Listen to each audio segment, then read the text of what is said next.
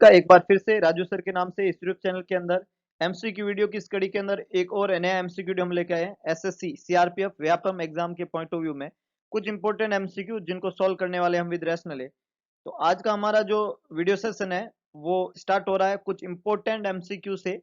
आप लोगों से गुजारिश फटाफट से लिंक को शेयर कर दीजिए, चैनल को लाइक कर दीजिए, चैनल को सब्सक्राइब कर दीजिए अभी तक आपने नहीं किया है तो, और मैक्सिमम लोगों को कनेक्ट कर दीजिए इस इंपॉर्टेंट एमसीक्यू सेशंस के अंदर।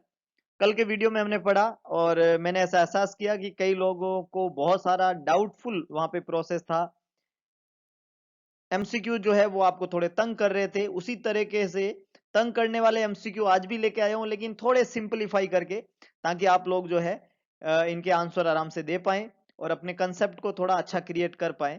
अच्छे क्वेश्चन लगातार हम डिस्कस करेंगे ताकि हर कॉम्पिटिटिव एग्जाम जो आप फाइट करने जाएंगे वहां अपने आप को प्रूव कर सके, उसके लिए अपने आप को तैयार कर सके और अपने कॉन्फिडेंट को उस लेवल तक बना सके कि आप अपने उज्जवल भविष्य की तरफ एक अच्छा जो है एक प्रिपरेशन के साथ में प्रवेश कर पाए। तो शुरुआत करते हैं इस एमसीक्यू सेशन की। सबसे पहला एमसीक्यू आप लोगों के सामने ये रहा।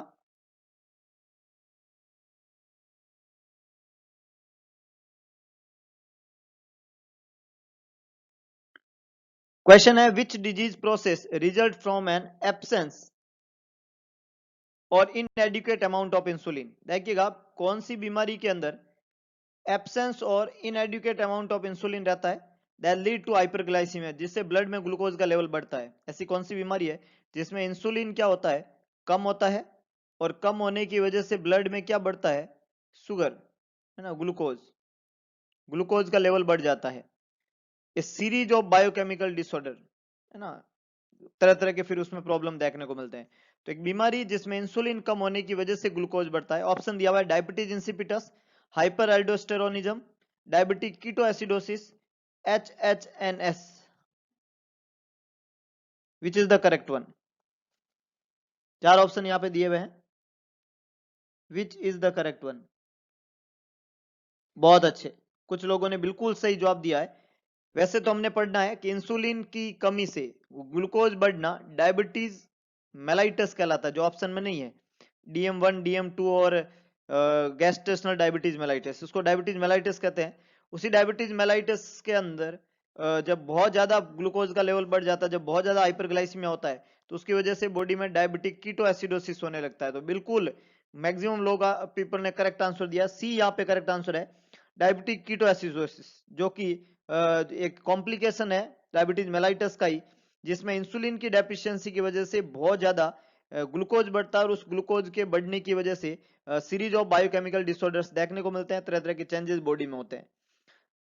डायबिटीज कीटोएसिडोसिस में ग्लूकोज जब बॉडी को नहीं मिलता तो फैट टूटने लगती है और कीटोन बनने लगते हैं और उसकी वजह से बॉडी में एसिडोसिस होने लगता है। इस कंडीशन को डायबिटिक कीटोएसिडोसिस कहते हैं। पहला ऑप्शन यहाँ पे दिया हुआ है डायबिटीज इंसिपिटस। तो डायबिटीज इंसिपिटस जो है वो वेसोप्रेसिन हार्मोन, जिसको एडीएच हार्मोन कहते हैं, उसकी डेफिशिएंसी की वजह से होता है। इंसुलिन का इससे कोई संबंध नहीं है। एक ऑप्शन लिया हुआ हाइपर एल्डोस्टेरोन, जिसमें एक्सेसिव सिक्रेशन होने लग जाता है एल्डोस्टेरोन हार्मोन। एल्डोस्टेरोन का सिक्रेशन जब ज्यादा होने लग जाए तो उसको हाइपर एल्डोस्टेरोनिज्म कहते हैं, जिसकी वजह से सोडियम बॉडी में बाइंड होता है, फ्लूइड बॉडी में बाइंड होता है और हाइपरटेंशन की कंडीशन देखने को मिलती है। इसके अलावा एक लास्ट ऑप्शन है HHNS। ये एक कोमा वाली कंडीशन है जिसमें हाइपर ग्लाइसीमिया देखने को मिलता है बॉडी में और उसकी वजह से ऑस्मोलैरिटी बढ़ जाती है ना। तो हाइपर ग्लाइसेमिक हाइपर ऑस्मोलैरिटी वाली जो बीमारी होती है उसको HHNS के नाम से जानते हैं। एक कोमा वाली कंडीशन है बॉडी के लिए।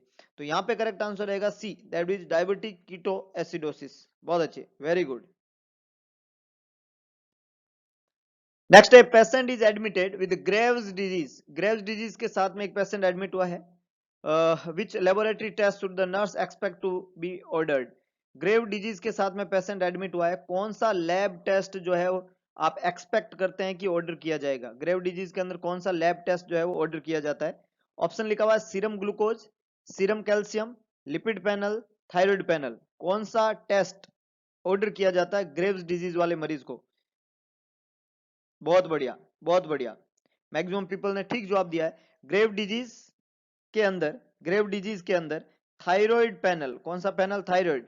वेरी गुड, डी यहाँ पे करेक्ट आंसर है।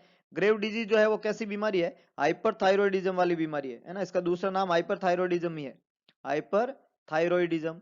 थायराइड ग्लैंड की एक बीमारी है जिसमें थायराइड हार्मोन का excessive secretion, excessive level body में हो जाता है, T3 T4 का लेवल बढ़ जाता है ना। उसको चेक करने का तरीका होता है थायराइड पैनल। तो ग्रेव डिजीज का जो मरीज है उसमें थायराइड पैनल चेक किया जाता है। उस मरीज में ग्लूकोज कैल्शियम का लेवल ज्यादा नहीं होता है और न ही लिपिड का लेवल ज्यादा होता है, इसलिए ग्लूकोज कैल्शियम और लिपिड चेक कराने की जरूरत नहीं है। Thyroid function T3 T4 TSH ये चेक कराने की जरूरत है। इसमें T3 T4 बढ़ जाएंगे, TSH कम देखने को मिलेगा।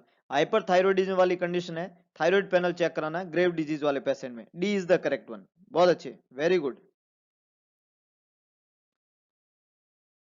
For a patient whose ICP fluctuate between 20 and 25 mm of Hg, which nursing intervention would be most appropriate? एक मरीज है जिसका ICP जो है वो फ्लैक्चुएट हो रहा है 20 से 25 mm of Hg के बीच में, ये उसका ICP है, इंट्राक्रेनियल प्रेशर जो है उसका 20 से 25 है। कौन सा इंटरवेंशन सबसे अप्रोप्रिएट है? फर्स्ट है ensure that the patients mean arterial pressure is less than 90, ये एंश्योर करो कि मरीज का मीन आर्टेरियल प्रेशर 90 से कम हो। दूसरा, lower the head of the bed to less than 15 degree, 15 degree से कम रखना है, हेड ऑफ बेड को नीचे रखना है। अगला है एनकरेज विजिटेशन, विजिटर को एनकरेज करो। और लास्ट है reassess the patients ABC, airway breathing और सर्कुलेशन को रीअसेस करो। तो चार ऑप्शन यहाँ पे दिया है, एक मीन आर्टेरियल प्रेशर को 90 से कम रखो, हेड ऑफ बेड को लेस देन 50 डिग्री रखो, एनकरेज करो विजिटेशन को, और एयरवे ब्रीदिंग और सर्कुलेशन जो है उसको असेस करते रहो। Which is the correct one? देखिएगा यहाँ पे आईसीपी कितना दिया हुआ है, 20 से 25। नॉर्मल इंट्राक्रेनियल प्रेशर जो होता है वो होता है 5 to 15, एवरेज होता है 10, 5 to 15 नॉर्मल होता है, और ये है 20 से 25। इसका मतलब यहाँ पे क्या बढ़ा हुआ है, आईसीपी बढ़ा हुआ है।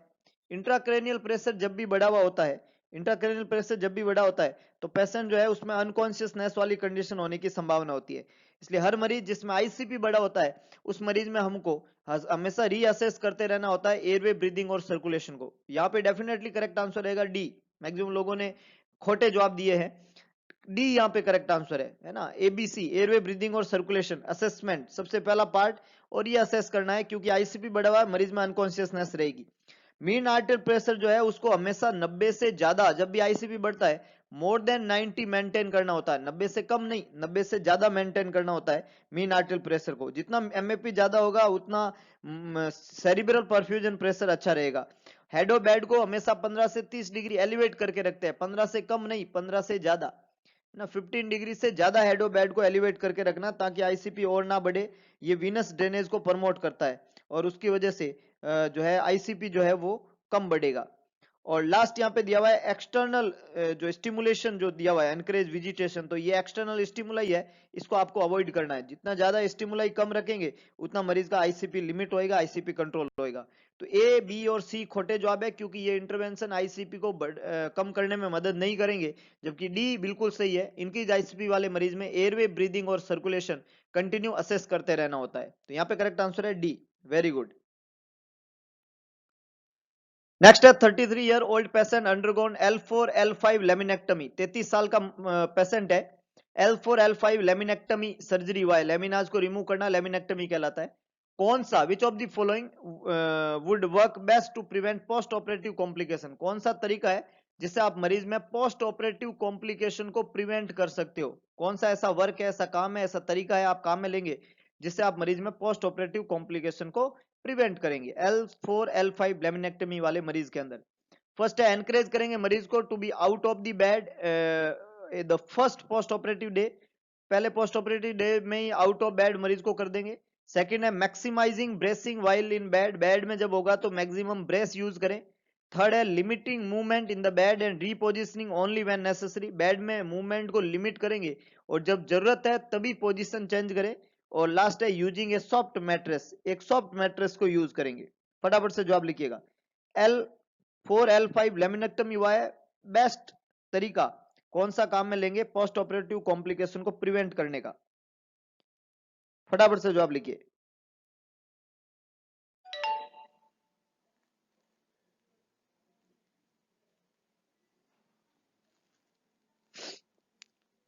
मैक्सिमम लोगों ने खोटे जवाब लिखे हैं, यहाँ पे खोटे जवाब लिखे हैं। देखिएगा इस केस के अंदर है ना, 33 ईयर मेल है और लेमिनेक्टमी हुआ है।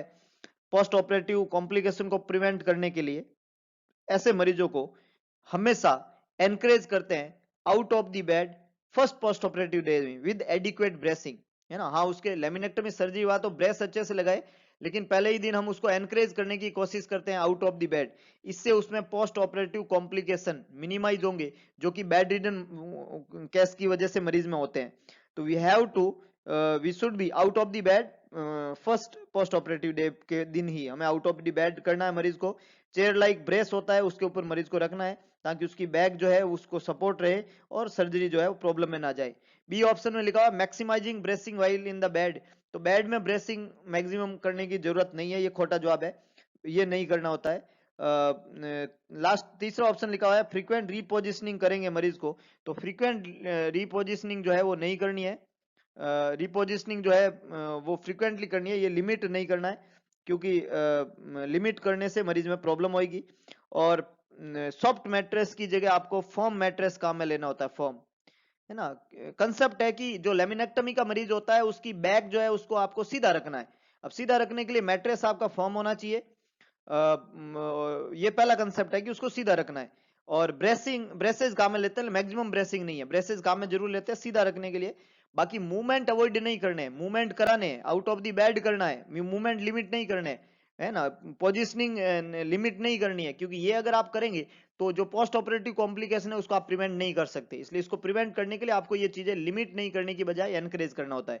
तो यहाँ पे करेक्ट आंसर रहेगा A, encourage the patient to be out of the bed first post operative day. Maximum लोगों ने खोटा जवाब दिया है, please correct your answer. An hour after receiving pyridostigmine bromide, a patient reports difficulty in swallowing and excessive respiratory secretions. The nurse notifies the physician and prepare to administer which medication. क्या कह रहा है question, ये कह रहा है कि एक मरीज है जिसको क्या कौन सी दवाई मिली, पायरिडोस्टिगमिन ब्रोमाइड, और ये दवाई मिलने के बाद में मरीज क्या रिपोर्ट कर रहा है कि उसको स्वेलोइंग में प्रॉब्लम है, डिस्फेजिया हो रहा है और उसको एक्सेसिव रेस्पिरेटरी सिक्रेशंस हो रहे हैं। जब आपने ये चीज फिजिशियन को नोटिफाई की और साथ में आप प्रिपेयर करने जा रहे हो एक दवाई, तो आप कौन सी दवाई प्रिपेयर कर रहे हो? ऑप्शन है एडिशनल पायरिडोस्टिगमिन और लगाएंगे पायरिडोस्टिगमिन, एट्रोपिन लगाएंगे, इड्रोफोनियम लगाएंगे या एसाइक्लोविर लगाएंगे। तो देखिएगा ये जो सिम्टम है डिफिकल्टी इन स्वेलोइंग और रेस्पिरेटरी सिक्रेशंस का ज्यादा होना, ये दोनों के दोनों सिक्रेशंस, दोनों के दोनों जो सिम्टम है, ये दोनों सिम्टम इंडिकेट करता है कि मरीज को हो गया है कोलिनर्जिक क्राइसिस। क्या हो चुका है? Cholinergic crisis, cholinergic crisis. ये जो मेडिकेशन है पायरिडोस्टिगमिन, ये कोलिनर्जिक ड्रग है और इस ड्रग की ओवरडोज होने पे कोलिनर्जिक क्राइसिस होता है। ये ड्रग की टॉक्सिक इफेक्ट है, ओवरडोज वाला इफेक्ट है। अगर दवाई का ओवरडोज हो गया, टॉक्सिक इफेक्ट हो गया, तो एडिशनल ये दवाई नहीं दे सकते। और इड्रोफोनियम इसी ग्रुप की दवाई है कोलिनर्जिक ड्रग, तो ये भी नहीं दिया जा सकता क्योंकि जब किसी दवाई का टॉक्सिसिटी होती है तो उस दवाई को तो बंद करना होता है। तो ये दवाई ए और सी तो दोनों खोटे जवाब हो गए। और ये दवाई काम में ली जाती है माइस्थेनिया ग्रेविस के ट्रीटमेंट में जिसमें एसिटाइल कोलिन की कमी होती है। यहाँ तो कोलिनर्जिक क्राइसिस हो गया, इसका मतलब एसिटाइल कोलिन बहुत ज्यादा हो गया, तो हमें इसका एंटीडोट देना पड़ेगा। और कोलिनर्जिक क्राइसिस का एंटीडोट कौन सा काम में लेते हैं? Atropine sulphate. तो we have to give the antidote for cholinergic crisis and it's atropine sulphate. तो बी बिल्कुल करेक्ट आंसर है, एट्रोपिन सल्फेट आपको यूज करना है। एडिशनल पायरिडोस्टिगमिन या इड्रोफोनियम दोनों ही काम में नहीं लेना होता है, दोनों ही ड्रग माइस्थेनिया ग्रेविस के ट्रीटमेंट में काम में लेते हैं। और ये जो सिम्टम है difficulty in swelling and excessive respiratory secretions, दोनों ही कोलिनर्जिक क्राइसिस के सिम्टम है, तो we have to give an antidote, और ये है एट्रोपिन सल्फेट। बी बिल्कुल करेक्ट आंसर है। लास्ट ऑप्शन डी में ए साइक्लोविड लिखा हुआ है जो एक एंटीवायरल ड्रग है और इस दवाई का कोई भी रोल इस कंडीशन के अंदर यहाँ पे नहीं है। तो ए, सी और डी तीनों खोटे जवाब है, बी बिल्कुल करेक्ट आंसर है, atropine sulphate should be administered. तो नर्स क्या प्रिपेयर करेगी? एट्रोपिन सल्फेट, बिकॉज ये एंटीडोट की तरह काम करेगा कोलिनर्जिक क्राइसिस वाली सिचुएशन में। Very good.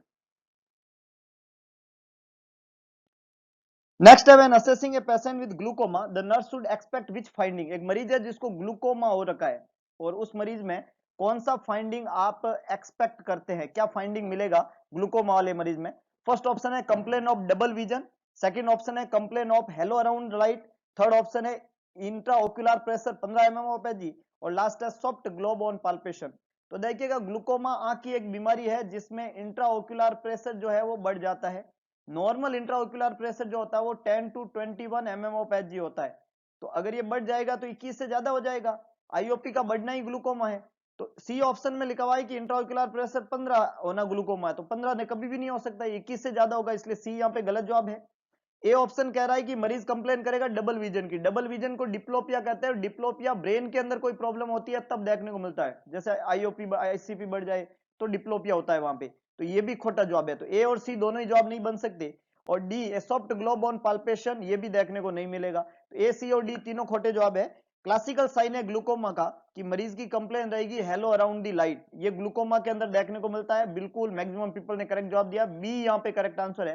Hello around the light अगर पेशेंट कंप्लेन कर रहा है, this is the sign of glaucoma, और ये एक्सपेक्टेड फाइंडिंग है ग्लूकोमा वाले मरीज के अंदर। वी हैव टू एक्सपेक्ट कि ये मरीज के अंदर फाइंडिंग देखने को मिलेगा। नेक्स्ट है which type of shock should the nurse expect to observe in a patient experiencing tamponade. Tamponade experiencing कर रहा है मरीज, कौन सा सिम्टम जो है जो मरीज टेम्पोनेट एक्सपीरियंसिंग कर रहा है, कौन सा सिम्टम पेशेंट के अंदर आप जो है ऑब्जर्व करेंगे, एक्सपेक्ट करते हैं observe in a patient experience टेम्पोनेंट। फर्स्ट है एनाफाइलेटिक, सेकंड वन है कार्डियोजेनिक, थर्ड वन है हाइपोवोलेमिक, और फोर्थ वन है सेप्टिक। चार ऑप्शन यहाँ पे दिए हुए हैं। कौन सी फाइंडिंग, कौन सा चीज आपको वहां पे मिलेगा जो मरीज टेम्पोनेंट वहां पे जो है एक्सपीरियंसिंग कर रहा है। तो देखिएगा टेम्पोनेंट जो कंडीशन है उसमें फ्लूइड एक्यूमुलेशन होता है पेरिकार्डियल सैक के अंदर, है ना, और वो हार्ट की मसल के मूवमेंट को रोक देता है, जिससे हार्ट जो है इफेक्टिवली पंप नहीं कर पाता है ना। टेम्पोनेंट कंडीशन क्या होती है, टेम्पोनेंट वाली कंडीशन के अंदर हार्ट के चारों ओर पेरिकार्डियल स्पेस के अंदर फ्लूइड एक्यूमुलेट हो जाता है, और वो फ्लूइड जो होता है वो हार्ट को मसल को अच्छे से मूव नहीं होने देता, जिससे हार्ट सफिशिएंट अमाउंट में ब्लड पंप नहीं कर पाता है। अगर हार्ट ब्लड को पंप नहीं कर पाता है, उस तरीके का शॉक जो हार्ट की वजह से होता है, उस शॉक को हम नाम देते हैं कार्डियोजेनिक शॉक। कौन सा शॉक कहते हैं, कार्डियोजेनिक शॉक। तो सवाल ने यही पूछा है कि जो कार्डियक टेम्पोनेंट जिस मरीज को हो रहा है वो कौन सा शॉक एक्सपीरियंसिंग कर रहा है, तो जवाब रहेगा कार्डियोजेनिक शॉक। एनाफाइलेटिक और सेप्टिक शॉक जो होते हैं ये डिस्ट्रीब्यूटिव टाइप के शॉक रहते हैं, जिसमें फ्लूइड डिस्प्लेस हो जाता है, कैपिलरी के अंदर लीक हो जाता है सराउंडिंग टिश्यू के अंदर, और डेफिशिएंसी हो जाती है फ्लूइड की ब्लड के अंदर। तो ये दोनों इस तरीके के शॉक रहते हैं। और हाइपोवोलेमिक शॉक जो होता है उसमें एक्चुअल लॉस होता है फ्लूइड का। एनाफाइलेटिक और सेप्टिक के अंदर तो फ्लूइड जो है वो दूसरी स्पेस में चला जाता है, और हाइपोवोलेमिक शॉक के अंदर डेफिनेटली बॉडी में फ्लूइड की कमी होती है due to the loss, actual loss की वजह से। तो ए सी और डी तीनों ही खोटे जवाब है, बी बिल्कुल करेक्ट आंसर है। ये जो शॉक का टाइप है ये कार्डियोजेनिक शॉक है, जो टेम्पोनेंट की वजह से होगा। बहुत अच्छे, very good. Which parameter should the nurse monitor frequently while a patient is receiving pentamide isethionate? Pentamide isethionate एक मेडिकेशन मरीज रिसीव कर रहा है, कौन सी पैरामीटर आप असेस करेंगे, heart rate, electrolyte level, blood glucose level और सीबीसी। फटाफट से जवाब लिखिएगा, फटाफट से जवाब लिखिएगा। बहुत अच्छे, बहुत कम लोग सही से जवाब दे पा रहे हैं। पेंटामाइड, पेंटामाइड आइसोथियोनाइट एक दवाई है जिसका most common complication, have you remember, क्या पता है आपको, मोस्ट कॉमन कॉम्प्लिकेशन इस दवाई का क्या रहता है, परमानेंट डायबिटीज मेलाइटस। इस दवाई का मोस्ट कॉमन कॉम्प्लिकेशन होता है परमानेंट डायबिटीज मेलाइटस, ये मोस्ट कॉमन कॉम्प्लिकेशन है पेंटामाइड आइसोथियोनेट का। और डायबिटीज मेलाइटस वाले मरीज में क्या असेस करना पड़ेगा, ब्लड ग्लूकोज लेवल। सी बिल्कुल करेक्ट आंसर है, यहाँ पे हमें ब्लड ग्लूकोज लेवल असेस करना है, क्योंकि ये दवाई कोज करती है परमानेंट डायबिटीज, और डायबिटीज वाले मरीज में क्या असेस करना रहता है, ब्लड ग्लूकोज लेवल। तो इसमें ब्लड ग्लूकोज लेवल असेस करेंगे। हार्ट रेट, इलेक्ट्रोलाइट लेवल और सीबीसी का संबंध इस दवाई से नहीं है, तो ए, बी और डी तीनों ही खोटे जवाब है, सी बिल्कुल करेक्ट आंसर है, blood sugar level. Very good. एक पेशेंट है जिसको ऑर्डर किया है कि 1000 ml उसको 0.45% नॉर्मल सलाइन 20 मिलीग्राम पोटेशियम के साथ में देना है 6 घंटे के अंदर। 1000 ml आपको हाफ एनएस देना है 20 मिलीग्राम पोटेशियम के साथ में 6 घंटे के अंदर, उसमें 20 मिलीग्राम पोटेशियम डालना है। इन्फ्यूजन सेट करना है 15 ड्रॉप पर एमएल से। कितना ड्रॉप पर मिनट जो है आप सेट करेंगे फ्लो रेट को, कितना ड्रॉप पर मिनट जो है आप फ्लो रेट को सेट करेंगे, तब इन्फ्यूजन बिल्कुल करेक्ट जाएगा। 36, 40, 42, 45,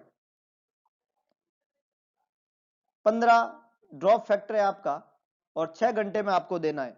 सिंपल सा फॉर्मूला है, फॉर्मूला क्या है, फ्लूइड इन एमएल, कितना है फ्लूइड 1000, ड्रॉप फैक्टर 15, और टाइम इन मिनट्स 60, 15 का 4 60 और 4 का 2 50 और 6 का 4 24 और 1 0 6 का 1 6 4 0 41.6। तो इसको क्या बोल सकते हैं 42, क्या बोल सकते हैं 42। तो 42 ड्रॉप पर मिनट ही आपको निकालना था। ये कंफ्यूजन के लिए है, पोटेशियम को यहाँ पे कंफ्यूजन के लिए था। अपना निकालना है अपने को ड्रॉप पर मिनट, और ड्रॉप पर मिनट का फॉर्मूला क्या रहता है fluid in ml into drop factor. Drop factor दिया हुआ है 15 ड्रॉप पर ml, ये ड्रॉप फैक्टर है, और टाइम दिया हुआ है 6 घंटे, उसको मिनट में कन्वर्ट करने के लिए 60 से मल्टीप्लाई कर दिया, और हमने सिंपल यहाँ पे गणित लगाई, तो हमारा जवाब आ गया 42 ड्रॉप पर मिनट। वेरी गुड, सी यहाँ पे बिल्कुल करेक्ट आंसर है, ए बी और डी खोटे जवाब है। वेरी गुड, बहुत अच्छे। An 82-year-old male patient with Parkinson's disease experiencing frequent urinary incontinence, the nurse should perform which intervention first? Parkinson वाला मरीज है, 82 ईयर इसकी एज है, और एक्सपीरियंसिंग कर रहा है फ्रीक्वेंट यूरिनरी इनकॉन्टिनेंस हो रहा है उसको बार बार। तो क्या चीज यहाँ पे परफॉर्म करेंगे आप, कौन सा इंटरवेंशन सबसे पहले?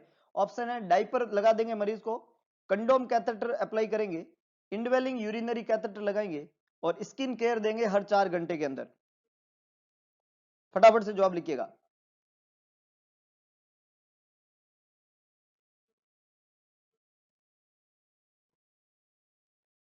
वेरी गुड, कुछ लोगों ने ठीक जवाब दिया है, कुछ लोग खोटे जवाब दे रहे हैं यहाँ पे। देखिएगा कंसेप्ट क्या है, फ्रीक्वेंट यूरिनरी है, मरीज पार्किंसोनिज्म का है, तो 82 ईयर उसका एज है। डाइपर अगर आप वहां पे लगाते हैं, बार बार स्किन केयर देते हैं, इसलिए इससे स्किन को डैमेज होने की संभावना, हाँ स्किन की हाइजीन रखनी है, लेकिन हमें अल्टीमेटली उसकी स्किन को यूरिन के टच में नहीं आने देना है, और उसके लिए दोनों तरीके यहाँ पे है कि you can use condom catheter और you can use indwelling catheter, Foley's catheter. But Foley's catheter जो है उसका कॉम्प्लिकेशन है यूटीआई, हमें वो भी नहीं होने देना है, और we want to prevent UTI, तो फोलिस कैथेटर भी अवॉइड करना आपको। तो ना तो डाइपर यूज कर सकते हो आप वहां पे, ना आप वहां पे फोलिस कैथेटर लगा सकते हो इस मरीज को, और हर 4 घंटे में स्किन केयर देना इसका इलाज नहीं है, क्योंकि फ्रीक्वेंट यूरिनरी इनकॉन्टिनेंस है। तो इनकॉन्टिनेंस जब भी मरीज को होता है, दो अपने पास में ऑप्शन होते हैं, आप कॉन्डोम कैथेटर यूज करो या आप यूरिनरी फोलिस कैथेटर लगाओ, लेकिन फोलिस कैथेटर के कॉम्प्लिकेशन है, कॉन्डोम कैथेटर के कोई कॉम्प्लिकेशन नहीं है। तो सबसे अच्छा आंसर क्या रहेगा, बी, अप्लाई करेंगे हम क्या, कॉन्डोम कैथेटर, जो कि एक्सटर्नली लगता है, जिसका कोई भी कॉम्प्लिकेशन नहीं है, यूटीआई इससे होने की संभावना नहीं होती है, उससे मरीज का पेरिनियल एरिया ड्राई रहेगा, उससे मरीज में स्किन का मैस्चुरेशन नहीं होगा, मरीज में स्किन के मैस्चुरेशन से बैड सोर होने की पूरी संभावना रहती है, ऐसे मरीज जिनका एज 82 ईयर है और पार्किंसोनिज्म है, तो ये भी हमें अवॉइड करना। तो फर्स्ट इंटरवेंशन हमेशा रहेगा we have to use condom catheter, तो बी बिल्कुल करेक्ट आंसर है, यहाँ पे कॉन्डोम कैथेटर यूज करेंगे। तो ये कुछ इंपॉर्टेंट एमसीक्यू आज के इस वीडियो सेशन के, होप सो आपको वीडियो पसंद आया होगा। अगर आपको वीडियो पसंद है तो लाइक करें, शेयर करें, और मैक्सिमम लोगों तक इसको पहुंचाने की कोशिश करें, क्योंकि भगवान कृष्ण ने कहा था कि सारथी बने, स्वार्थी ना बने। तो अगर आपके लिए ये वीडियो मददगार है, तो आपके ही किसी साथी के लिए मददगार बन सकता है, अगर आप सारथीपन दिखाएं और उन लोगों तक इस वीडियो को पहुंचाने की कोशिश करें। तो मिलता है दोबारा एक नए वीडियो, नई एनर्जी, नए एमसीक्यूज के साथ में, कंसेप्चुअल एमसीक्यू। तब तक के लिए जय हिंद, जय भारत, शुभ रात्रि।